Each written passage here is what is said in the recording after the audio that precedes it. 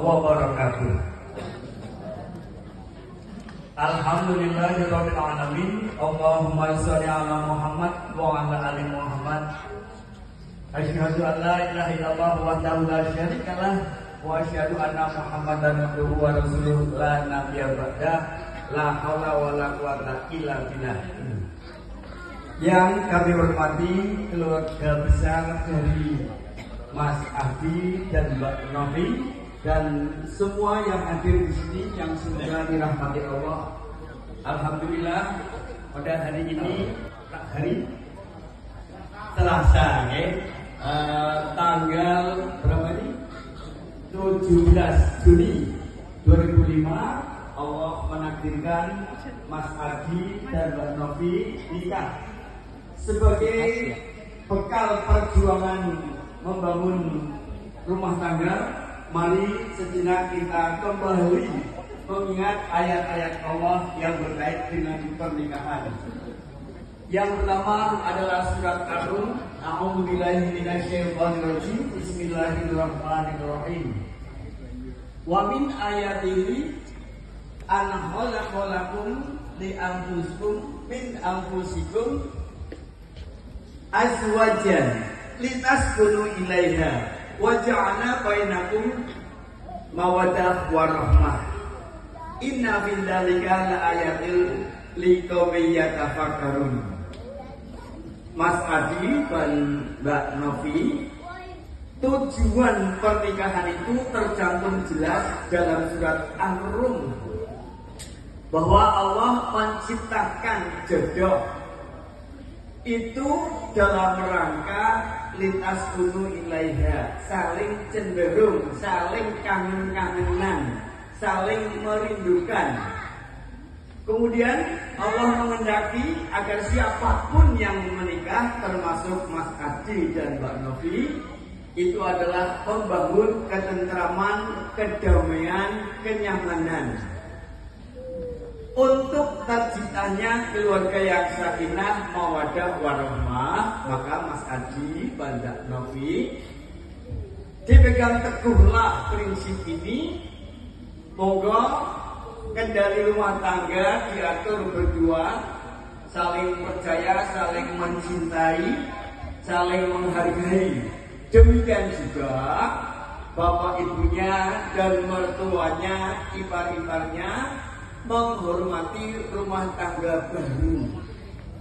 Ayah bunda kemarin-kemarin mungkin masih banyak cawe-cawe.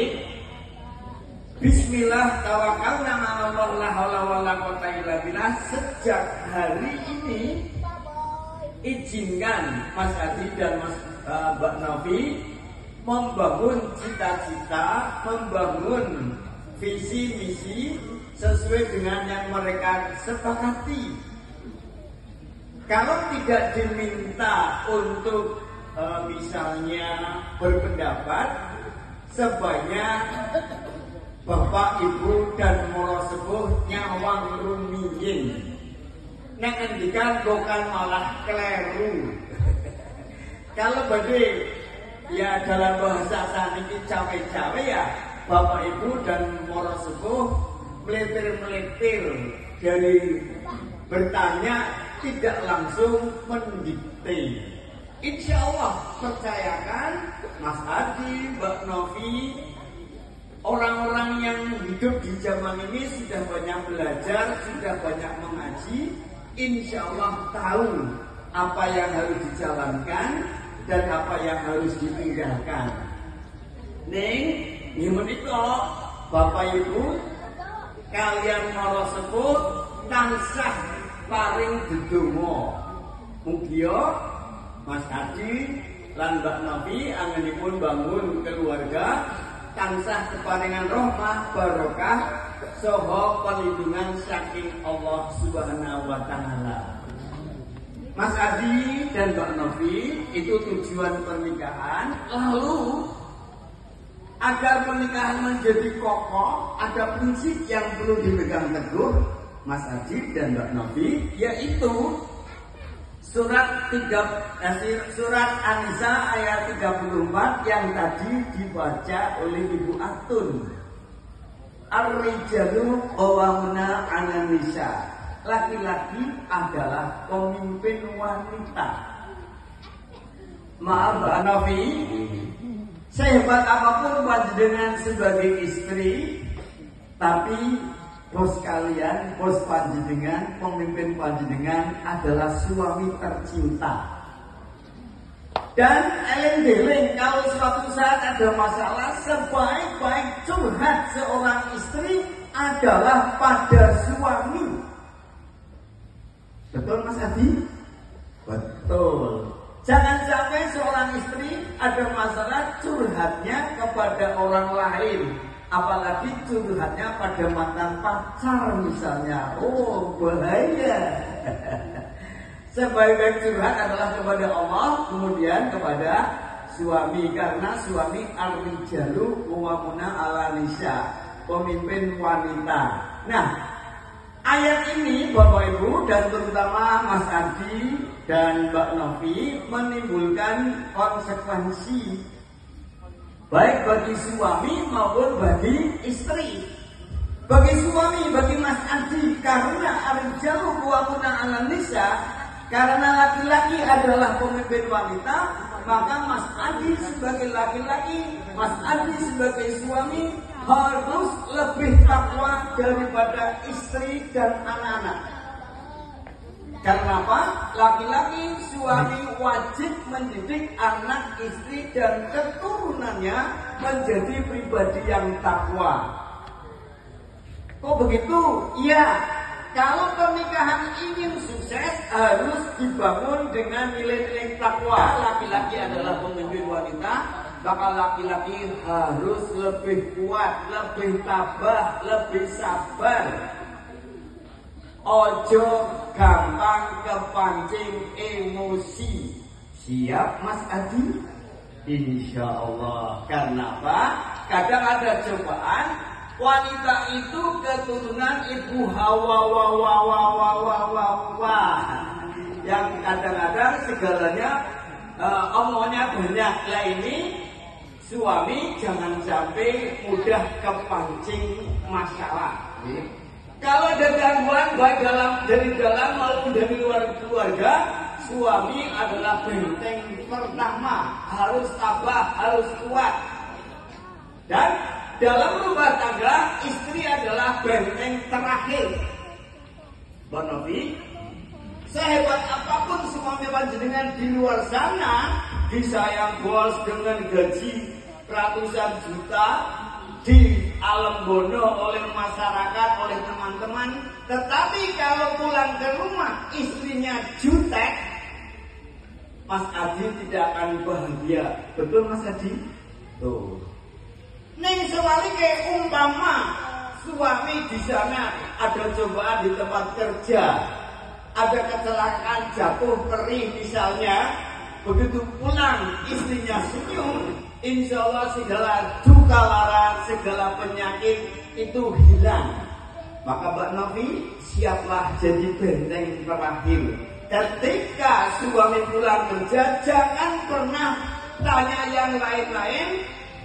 Disalami, dicium, begitu nggih, ucapkan alhamdulillah suamiku pulang. Karena banyak Bapak Ibu, suami berangkat kerja, pulangnya tinggal jasadnya. Ada nggak? Nah, maka ketika suami pulang, suami jangan tanya, istri jangan tanya, Mas uli-uli apa, Mas mau anak sitapan jalan. Silakan dulu masuk ke rumah, dilenggahke, damelaken tunjukkan Mbak Novi, nek perlu divaksin niku nggih. Baru cerita yang lain. Itu suami harus lebih takwa, lebih kuat, lebih sabar, lebih tabah. Kemudian karena ar-rijalu qawwamuna 'alan nisa, laki-laki adalah pemimpin wanita, maka wanita punya kewajiban yang pertama menghormati, ngajeni.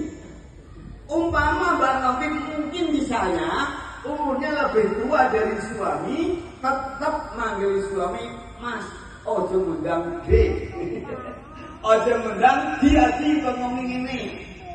Apapun wujud suami panjenengan Mbak Novi itu adalah suami panjenengan. Kalau bukan panjenengan yang menghormati, menghargai, siapa lagi? Dikukup, diraup, dikukup aibnya. Nyata Mbak Novi? Kemudian kewajiban istri yang berikutnya di samping taat, menghormati, juga setia, patuh tunduk selama suami itu sesuai dengan norma agama, norma kesopanan, norma hukum dan etika. Walaupun istri harus taat kepada suami, manakala suami mungkin dalam kondisi keliru, ya dengan bahasa yang santun, istri boleh mengingatkan. Misal, suami sare, badan luhur, wis asar, wis adan kok belum bungu. Mbak Novi dengan lebunya, Mas, sampun andan asar, kulaturi bungu, monggo jamaah. Yang ngisi kangen karo mudik gampang dilanjutkan nanti. Nyata nih, penutup bahwa menurut hadis wanita dinikahi karena agamanya, karena kecantikannya, karena kekayaannya, karena keturunannya atau nasabnya. Maka bersama-sama suami istri pertama mengusahakan agar keluarga itu dilandasi dengan nilai-nilai agama.